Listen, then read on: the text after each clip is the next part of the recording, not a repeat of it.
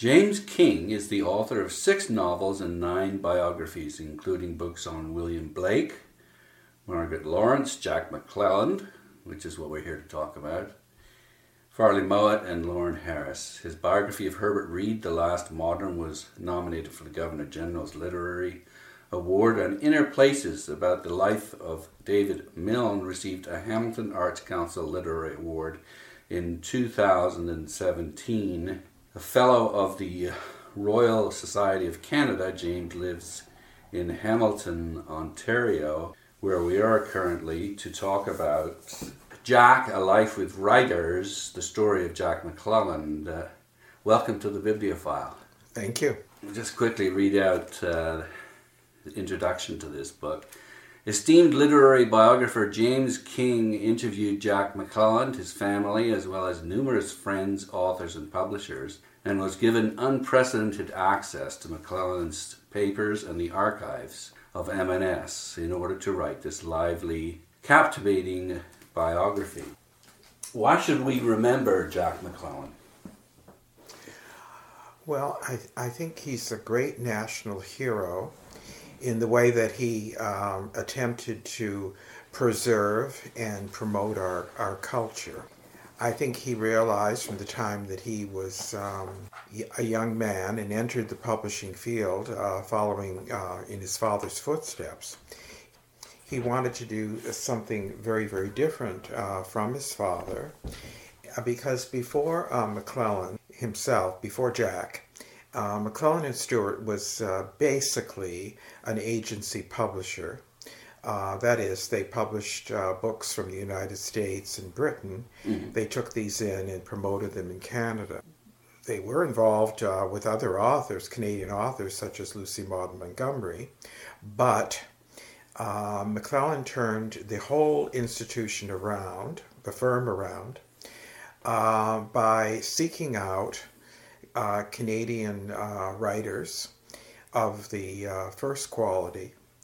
And what he was very, very successful in doing, he wasn't successful financially, but he was very, very successful in publicizing these people and trying as much as he could to make these people household names. Something that really, to the extent that he did it, had never really been attempted in Canada before. I think that was a real sense of purpose for him, wasn't it? It gave him his life meaning. Well, I think he had a reason to get up every morning. He was high energy. He went to the office very, very early. He stayed late. He tried to spark his staff, both the editorial staff, mm-hmm. and also the sales staff. Very, very good at doing that.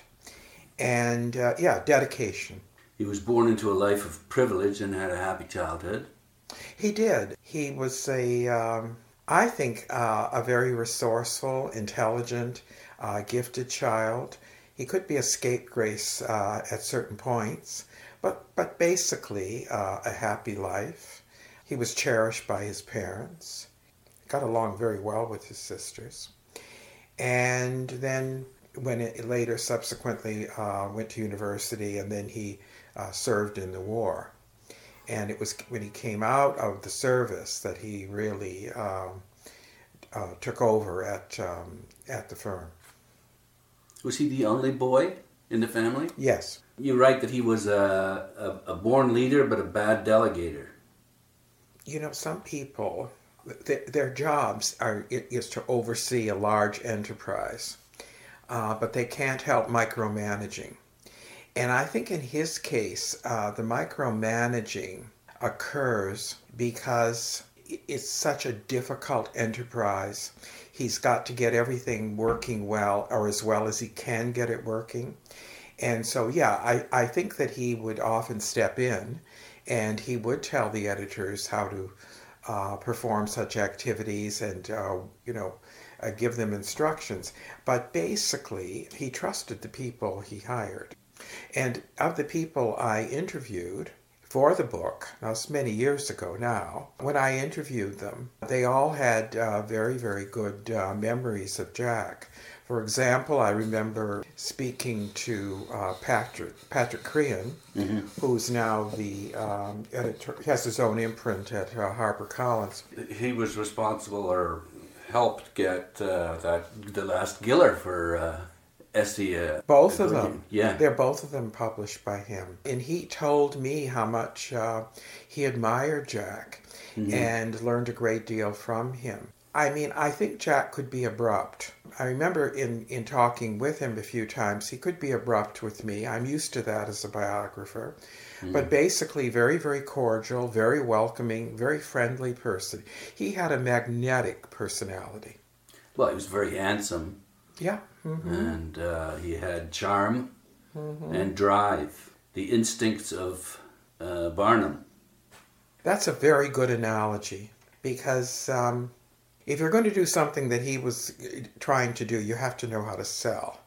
And you have to really, like for example, when Sylvia Fraser published her book, her novel, which is to do with, has a Roman setting, he and she were dressed in the appropriate Roman garb. They were driven, I don't know what street it was on, in a chariot, and they had various young men dressed as centurions or guards, and he was making a splash. And I mean, I think it was wonderful. I think it was a pretty chilly day that day. It was true, yeah. And for example, someone like Margaret Laurence. Margaret was a very, very shy person. She never loved writing, but she had to write. And then when he took her up and he promoted her, she was living in England, and he forced her to travel to Canada and to go on tour and to promote her book. And he told her it was essential that she do something like that. Now, with somebody like Farley, he didn't have to push him very far, because Farley, like Jack, was a natural showman. I mean, it's one of the most wonderful things about Farley. He loved to show off. Farley Mowat, of course. Yes. Yeah. Then Jack loved to show off, and I mean, they were great friends. And that was a very, very long-standing relationship. In fact, the two of them saw swearing as a competition. I guess they did once, yes, yeah. You say in the Oh, right, okay. Well, they certainly knew how to swear. Yeah. I've witnessed both of them.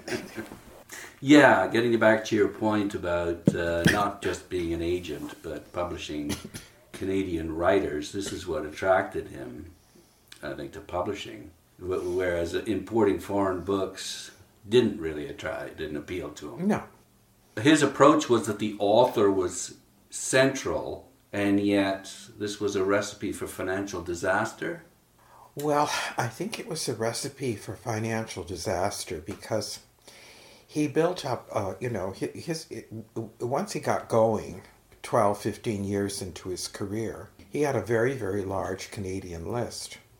And you can have on the list people like Pierre Berton or Farley Mowat, who sell very, very well.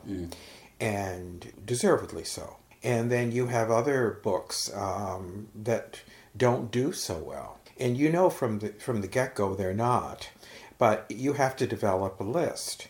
And certainly there was at McClelland and Stewart, there still are at most firms, an A list, a B list, or those below that they publish. I think that what he did do, my view, is that the lists became too large and too unmanageable, and the profits that could come from them started to subside markedly. And he had trouble throughout his entire career keeping the firm going. And that's why he had to go to the governments and ask for assistance. And of course, what he was doing, we're a small population next to the United States. A firm in the United States, well, they have, 10 or 11, 12 times the market that we have. Plus way more bookstores. Yes.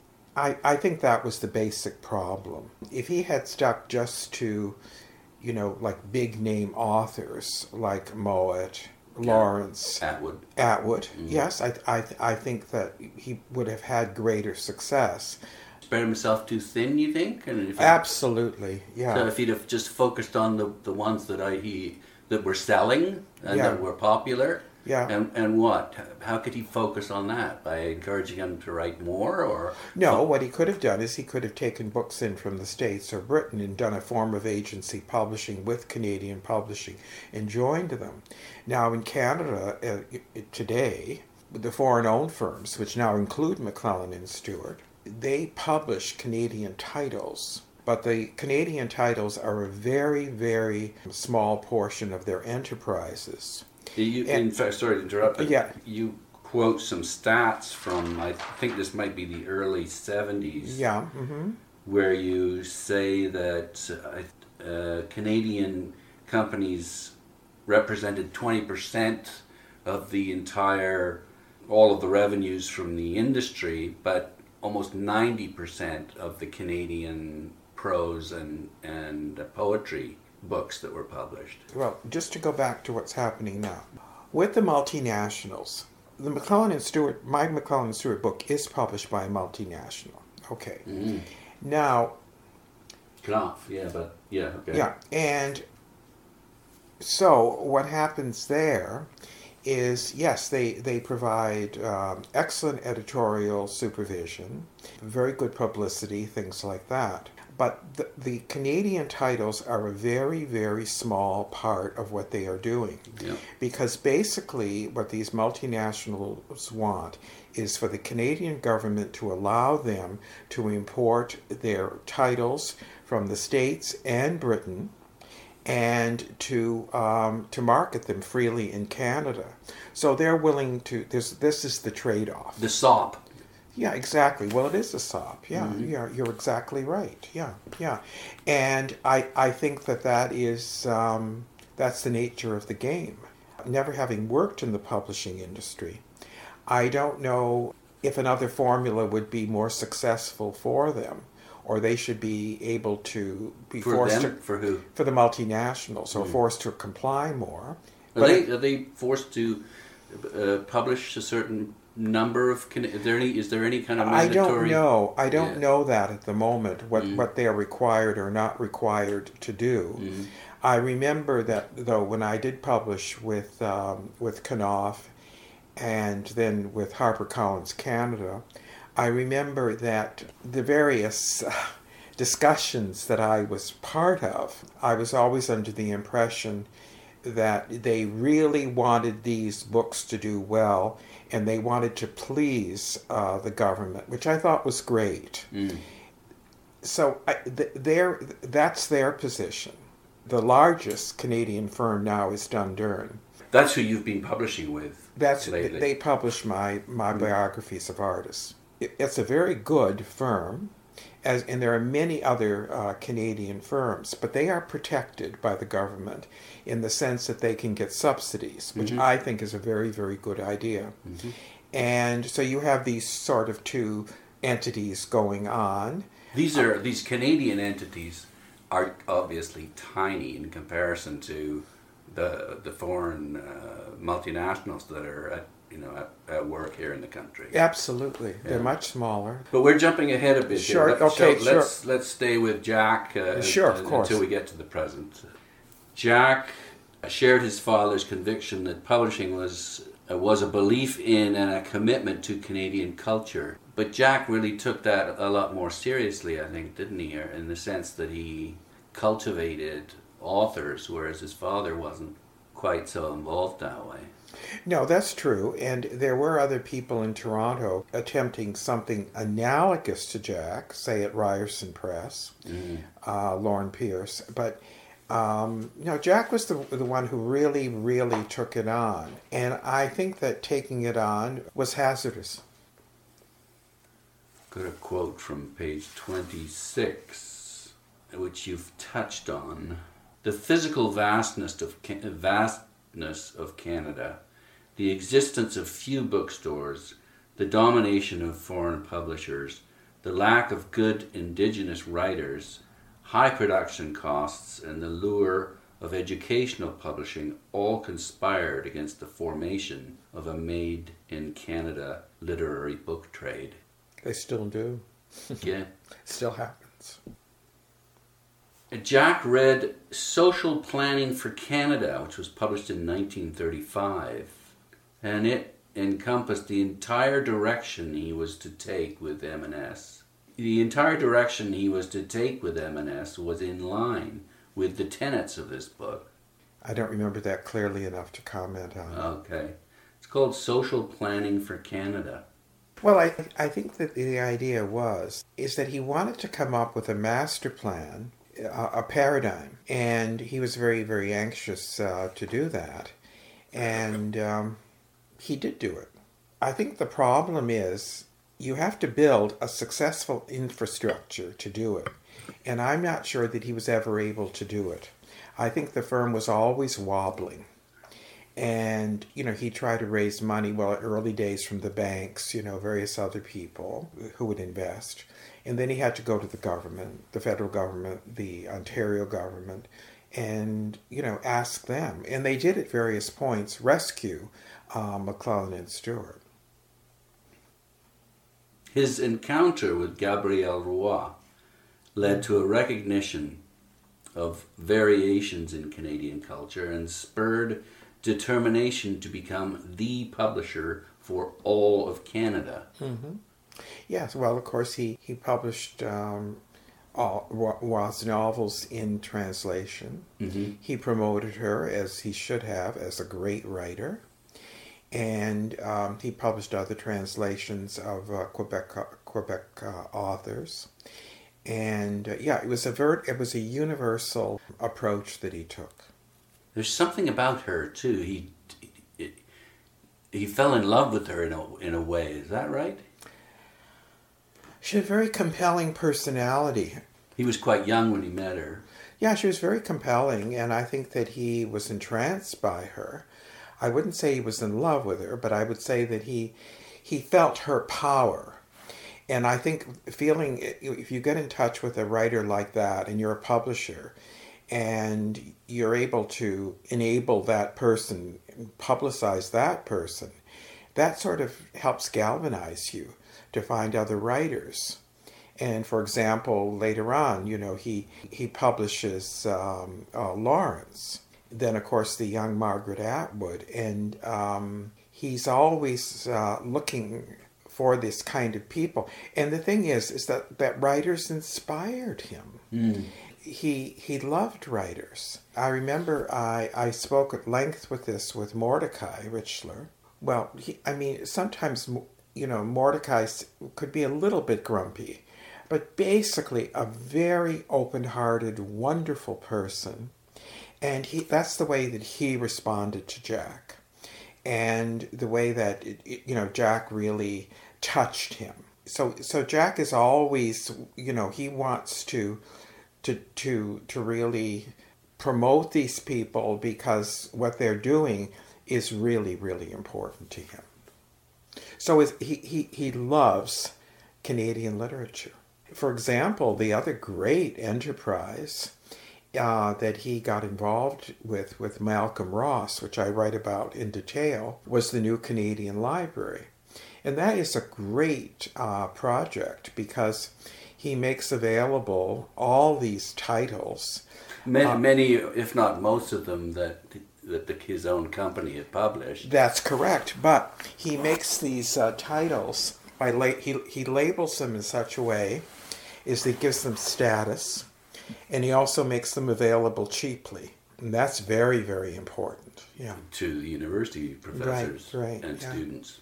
Yeah, I remember talking to Malcolm about that and how, this was a very, very important shared enterprise between the two of them because Ross was equally gifted.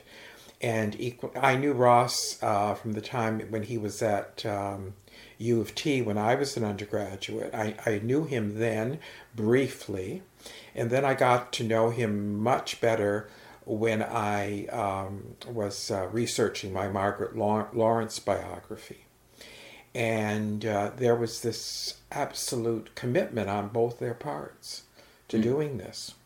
Yeah, you talk, just getting back to Gabriel Roy, you suggest that she, along with Earl Birney, represented the reflective and hypermanic aspects of Jack's personality.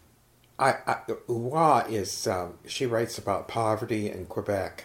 Yeah. She writes about very important issues, which are incredibly important today. Then Birney is, of course, a poet, enormously gifted, but a very hyperactive kind of person. Yeah. He exasperated Jack. Yes, he did. Yeah. Richler said, Jack is one of the few people I could call with a problem, and he wouldn't respond by telling me his. Well, I think that's the thing. I mean, he was burdened, but again, his respect for the writer and for creativity. And the thing about Jack is he wasn't a writer. He was a pretty good editor, though, wasn't he? He was. He was really the kind of person who reads somebody's work, falls in love with it, talks with that person about the work, makes general suggestions about what can be done, but the actual editing is done by other people. And for example, all of Farley Mowatt's books were edited actually in Boston by Peter Davison, the poet Peter Davison.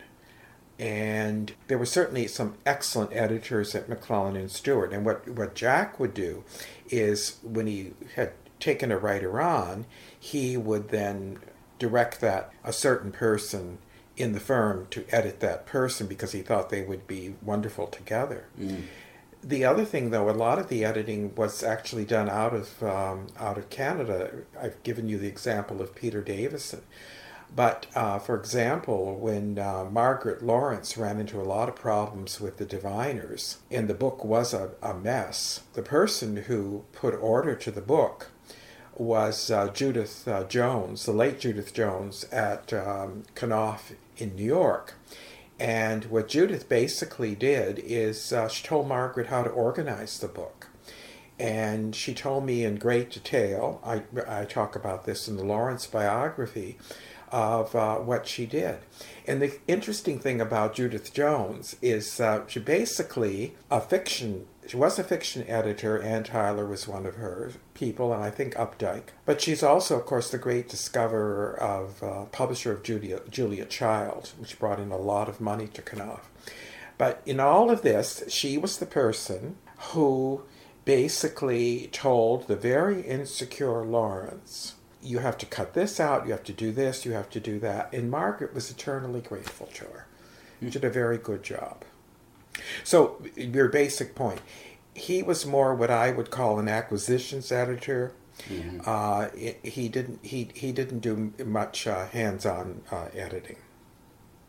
He was a devoted father to his authors, offering them his unconditional approbation. That's a wonderful thing. And writers often need that, don't they? The thing that a writer needs is a strong ego. And the way you provide a writer as a publisher with a strong ego is by giving them this kind of love and admiration. And believe me, writers soak that up. They need it. Yeah. Well, and Jack had enormous self-confidence, too, and it goes back to his parents thinking he was really special. He was, yeah. When I spent time with him, I thought that he was a man who knew who he was. And although when I knew him, he was no longer at McClelland and Stewart. He had left McClelland and Stewart. He had had a career as an agent. And then when I knew him, he was largely retired. And I think that he was sad about McClelland and Stewart and what had happened and the sale of it. But at the very same time, he had a sense that he had accomplished a lot with his life. And I think, as I mentioned to you before, when my biography of him appeared, he was asked by a lot of journalists about it. And he said very, very nice things about the book, which is kind of him. And then he did go to the Giller. He was on the way to the Giller ceremony, or arrived at the Giller ceremony when Richler won, and he was photographed holding the book. And he saw the book as, in a way, as it is, as a celebration of his life. Because my book about him is not a standard biography, and this was by arrangement. It is the biography of him as a publisher and how he chose to conduct that life. That's why I'm so interested in it, because that's really my mission with this podcast, is to explore every aspect of the book and of publishing specifically. So thank you for writing it. You're very welcome. He had a great line about television replacing bad books, but they'd never be able to replace good books, he said. I'm not sure about that anymore. Well, television can be pretty good these days, can't it? Yeah, right, exactly. Yeah, you have Roma, about to be financed by Netflix, about to be shown on Netflix on December 14th. Yeah. And that's, I'm sure, very good. I haven't seen it yet, obviously, but I think it's probably going to be very good. At the same time he was facing financial difficulty, he published a real money loser, poetry. Well, I'm not up to date with McClelland and Stewart, but until very, very recently, they published poetry. And again, that was part of his mandate, because poetry hardly ever makes money. It's very rare. So this is another thing that he does that, he knows is not going to financially enable his firm, but he still does it. And he said that it was important to have a tradition where Canadian poetry found expression in beautiful books. And that's why he produced this beautiful series called the Indian File series over about 10 years, 1948 to 58. And also Frank Neufeld's four books that he produced early 60s. You see, what I think also, what his mandate is, yes, he wanted to publish fiction. He wanted to publish the nonfiction of Berton, Mowat, Peter C. Newman. Those are money makers. That kept him afloat. Yeah, but barely. But then he would also, like for the centennial, he did this series. He would publish books on Canadian art, Canadian culture, sports. So basically, our entire culture is being covered by him. I remember once being at McClelland and Stewart. I was in the waiting room to see, what's his name? Avie Bennett? Avie Bennett.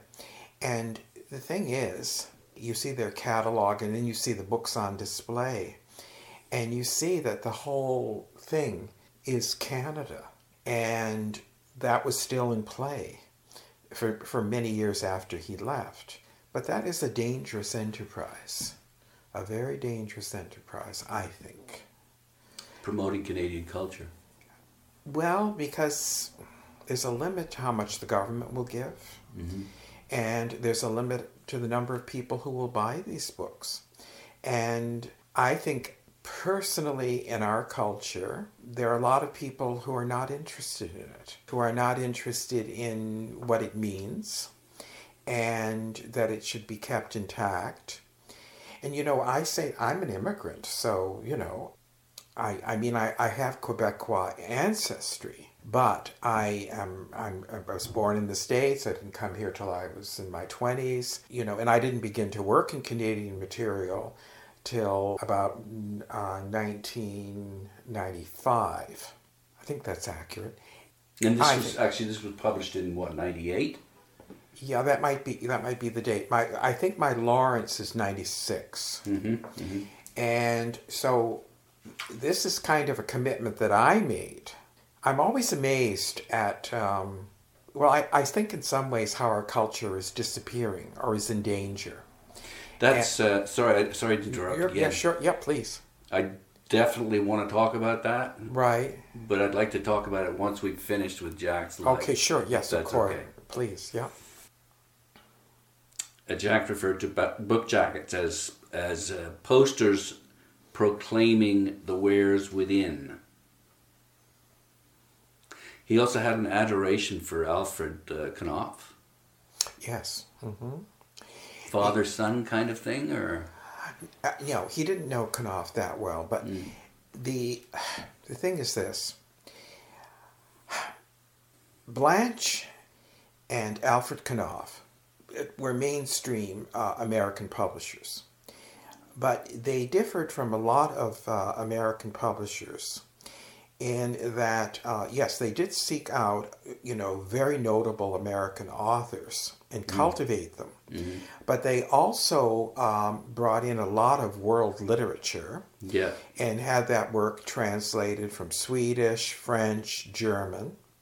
They had this destiny, and I think it's now been revealed very clearly in the biography of Blanche Knopf, of how much there was this dedication to the idea of culture, which really comes from her, not from her husband.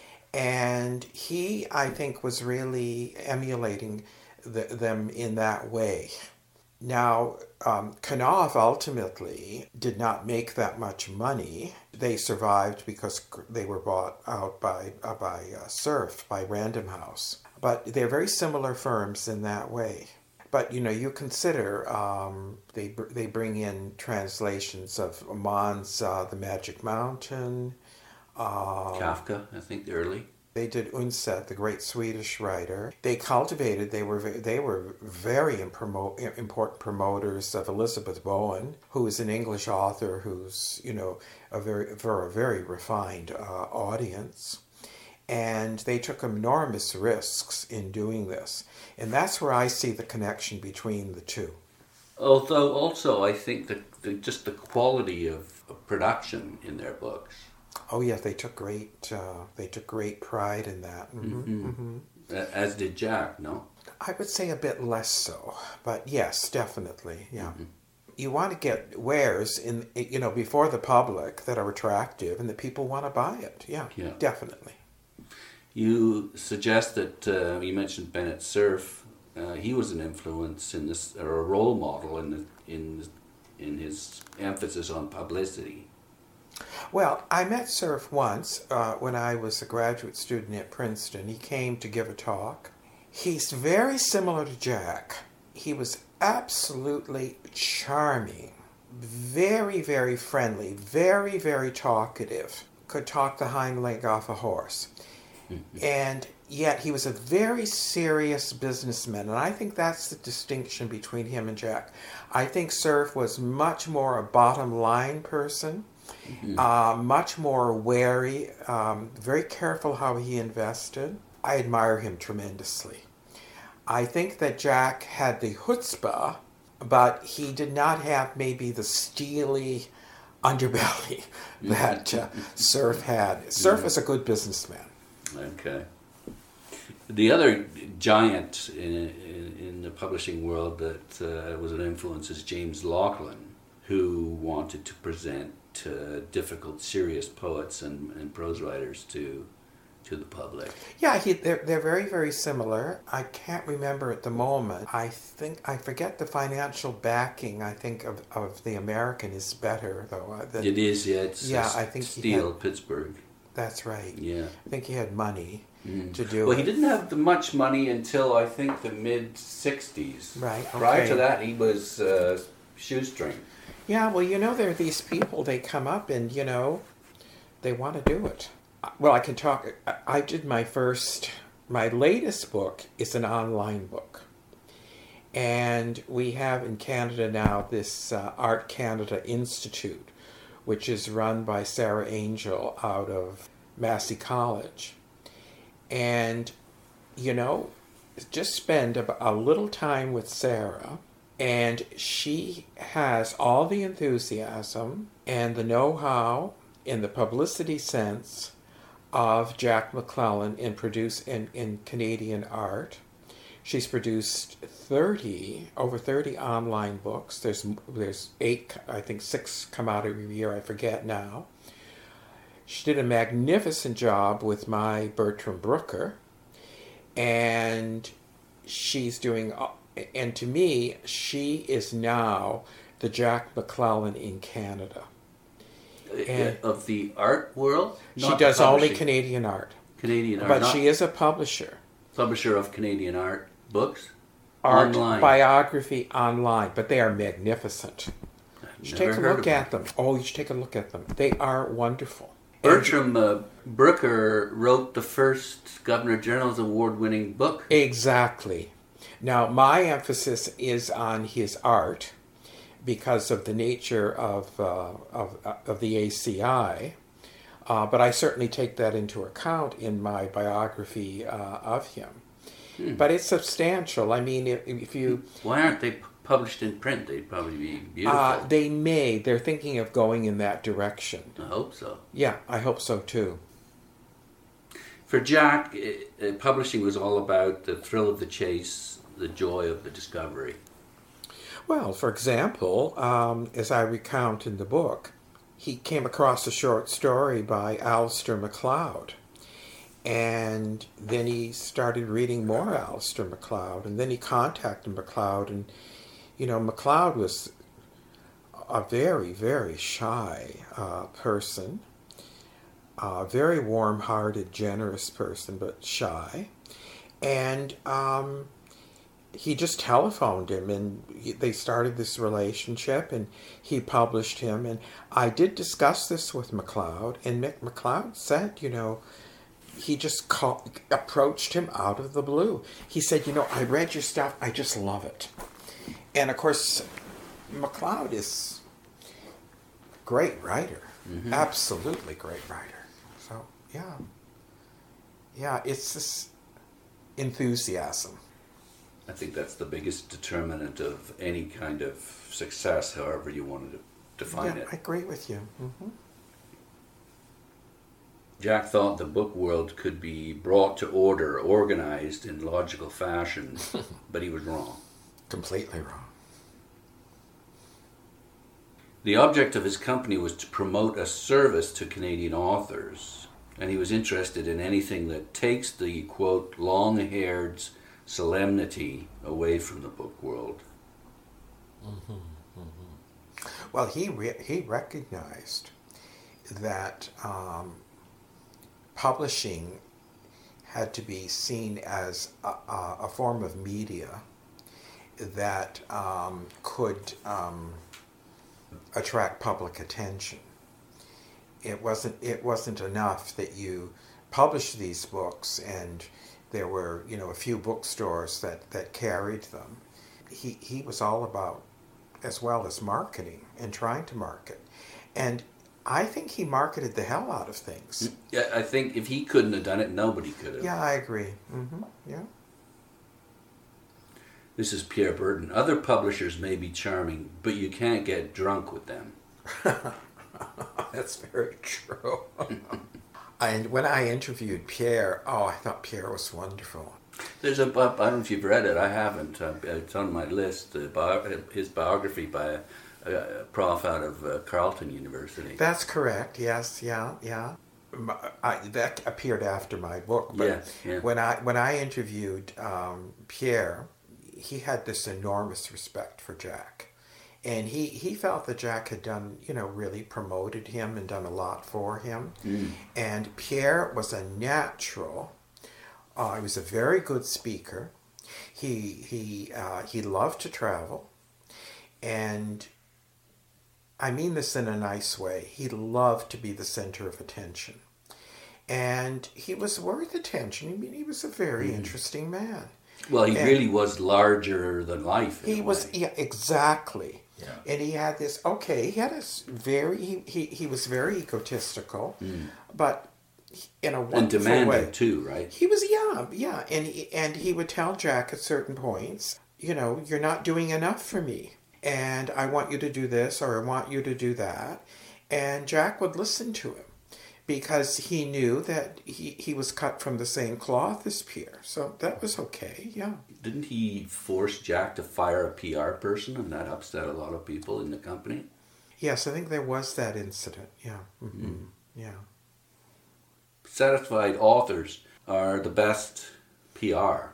That was a line from Jack. Well, I mean, if you have an author who you treated well, and, you know, they're going to be interviewed, and, you know, they're enthusiastic about their publisher, that's important. You really want a writer to feel they've been well treated. So when they talk to the press, they're full of enthusiasm. He cultivated a facade of an intellectual yahoo. Well, Jack was a bit of a yahoo. His attention would wander from thing to thing. That's for sure. I don't think he would like the word intellectual applied to him, but he was.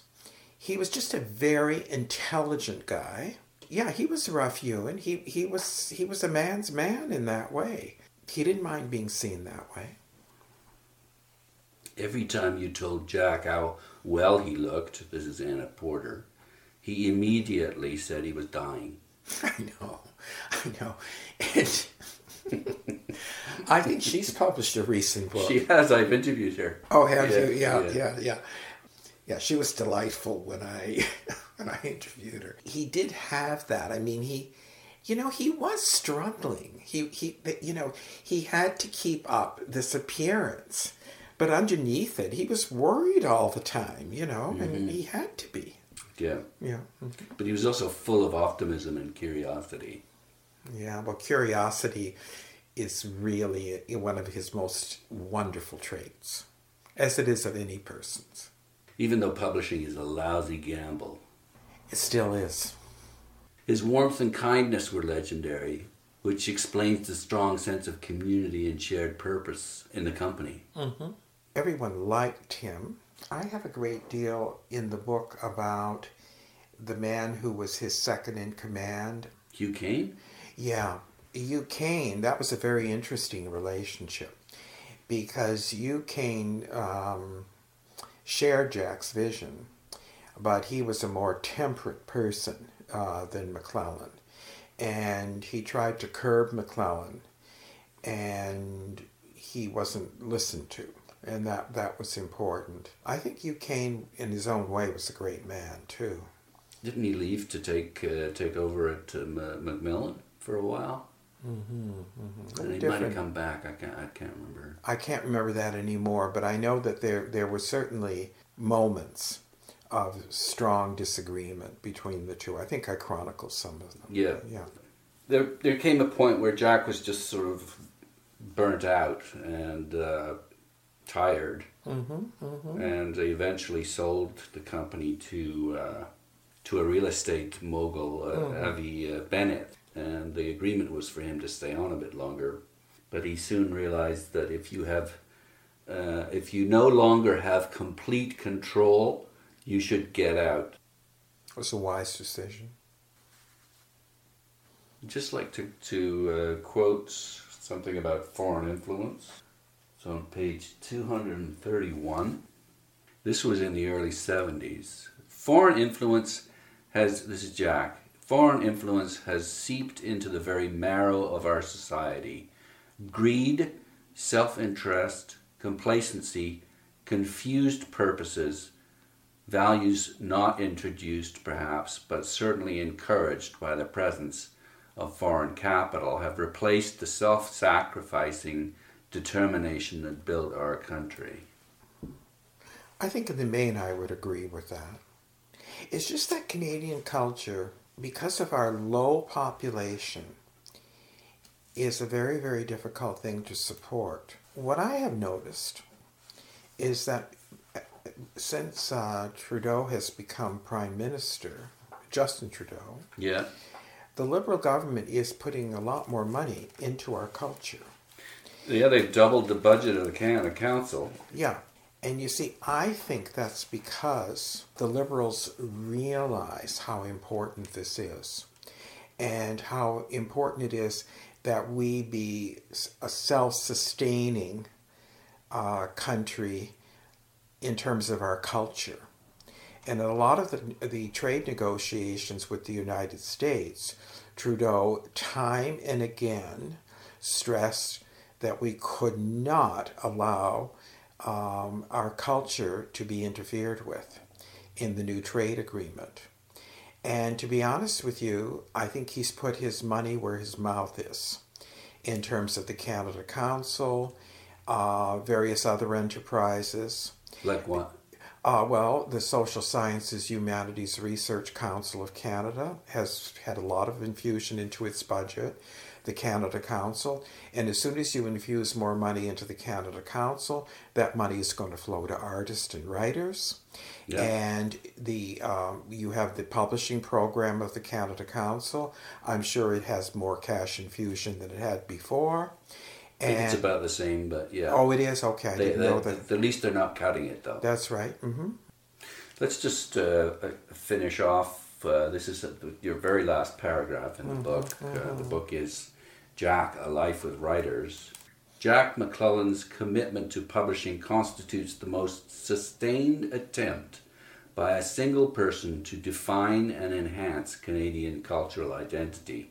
He is our Prospero, the man who shared his love of books with his fellow countrymen. Mm-hmm. He is our Prospero. His legacy is enormous. We remain in his debt. Well, he was like Prospero in The Tempest. Yeah. He was a visionary. But wasn't Prospero banished to an island? He was banished to an island, but then he has this opportunity for revenge, and then later on he doesn't really take it. I think that when I use the analogy of Prospero, I mean someone who is able to take something like an emotion that is negative and turn it into something positive, which is what happens to Prospero in The Tempest. And I think that his gift was in our books, in that legacy. One of my things is that, yes, now Alice Munro was not published by Jack. I wonder why. Did he regret that, or did he? I don't. He was published by Doug Gibson, and wasn't he part of McClelland and Stewart? But the early stuff was Ryerson. That's right. Yeah.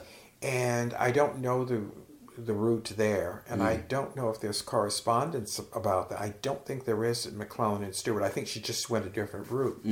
But the vindication of McClelland can be seen in the awarding of the Nobel to somebody like Alice Munro, which is a recognition of our culture. I think nowadays the recognition that Margaret Atwood has justifiably received. I think the way that the newest Giller Prize winner is being recognized internationally. Yeah. I think that all stems from what he was trying to do. And I think that's where he is a transformer. And I think that what he did ultimately succeeded. Maybe not in the way that he envisioned. But I think there's still a lot of work to do, because I see our culture as a very, very, still a very threatened one. And what's really interesting, for example, about Lawren Harris, who is one of the greatest of Canadian artists.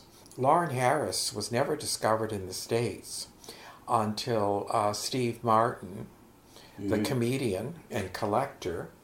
That's how a film on Lawren Harris starts off. It starts off with Steve Martin. Well, it's based on, which is a kind of sad commentary in a sense, because who needs an American to tell us we're good? Well, the thing is, I'm a bit disappointed. That film was supposedly based on my Lawren Harris biography, and they paid me the rights to do it. And then, in order to sell it, they used Steve Martin. I think it's disgraceful to do that. I think that sometimes, the old adage, we don't recognize something good unless somebody else from the States tells us it's good. It's still in effect. Well, look at nowadays. Michael Snow, maybe Canada's greatest artist. He's turning 90 this month. very much recognized in Canada, but not sufficiently certainly recognized in Europe as a great artist, but not in the States. And so we have all these problems. I think McClelland did the best he could do, given a very difficult situation. My concern is, and this is raised in a book by Elaine Dewar. Yes. Called The Handover. It traces the rather disgraceful manner in which McClelland and Stuart falls into the hands of a foreign multinational. Mm-hmm. And I think, Jack, you quote him in your book as saying at one point he'd rather go bankrupt than let something like that happen. What's the most important publishing asset that Canada has? It's McClelland and Stuart's backlist. And it's in foreign hands right now. Mm-hmm. Well, I think Dewar's book is excellent. And I think that she put into words what I thought was happening at all this bogus U of T business. And the government, Canadian government, is culpable. Yeah, and I think I mentioned to you before, when I met with Avie Bennett, he did answer my questions. There were certain things he wasn't going to say. This is well before this takeover, this maneuver. I asked him some questions that went in that direction because I suspected that was going to happen. And in the interview, in a very charming way, he told me that if I went in that direction, he would sue me. And I had no need to do what Elaine Dewar has now done. Mm. She has performed a great service. I could see it happening, and I think Jack knew it was coming as well. I remember my last conversations with him, he felt that. He didn't like Bennett, and Bennett didn't like him. Well, that's well known. I think it's a great sadness that this has occurred. It's a tragedy. I agree. Mm-hmm. That this magnificent asset is no longer Canadian owned. Just think how he would feel. It's German owned, isn't it? Yeah. It's not good. And it's Canadian establishment and the Canadian government that are both to blame for this. Yeah, I think Dewar has shown that. I agree. I think the only good that can come out of it is that McClelland and Stuart will promote the new Canadian Library. They are doing that. I don't know that they are they? Yeah, I think they're still adding titles, and I think it's readily available. And the whole list? I think it is, yeah. Okay. I haven't taught Canadian Lit in a number of years, but I'm pretty sure it's available. But I'm not up to date on the current situation in the company, and I couldn't comment on that. What I see happening now in Canada is that a press like Dundurn, which when it was founded was largely a press by Kirk Howard. When it was founded by Kirk, it was a kind of published fairly specialized books to do with Canada, always has been. And then once the McClelland and Stuart withdrew, that firm became much larger.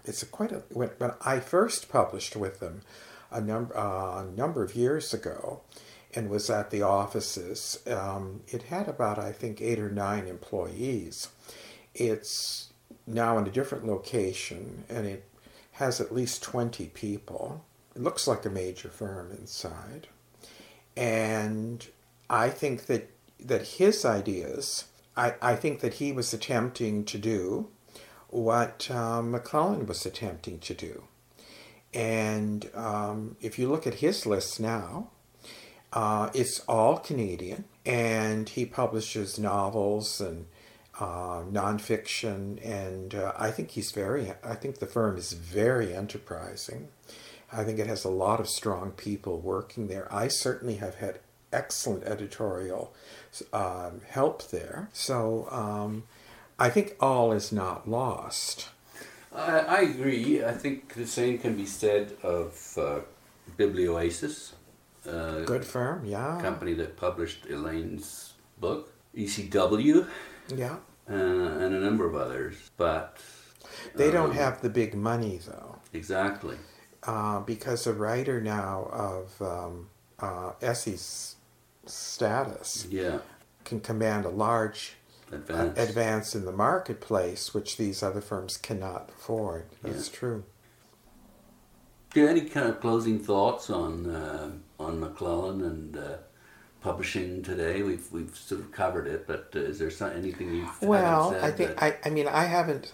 I do look up and read about what's happening in the Canadian publishing industry, and some of it good, some of it bad. I haven't thought as much about Jack in many years as we have this morning, and I think in our conversation today, you've reanimated my conviction about his greatness, of the gratitude that we should have for him. I think they should name the National Library after him. That wouldn't be a bad idea at all. Not a bad idea at all. Yeah, might be a good idea. Well, let's work toward that goal then. Okay, yeah, good.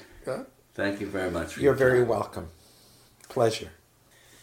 I've been speaking to James King, who is the author of 6 novels and 9 biographies. Most recently, The Published Life of Greg Curnow, but I've also done an online biography of Bertram Brooker, and I have the first life of Michael Snow will appear next year.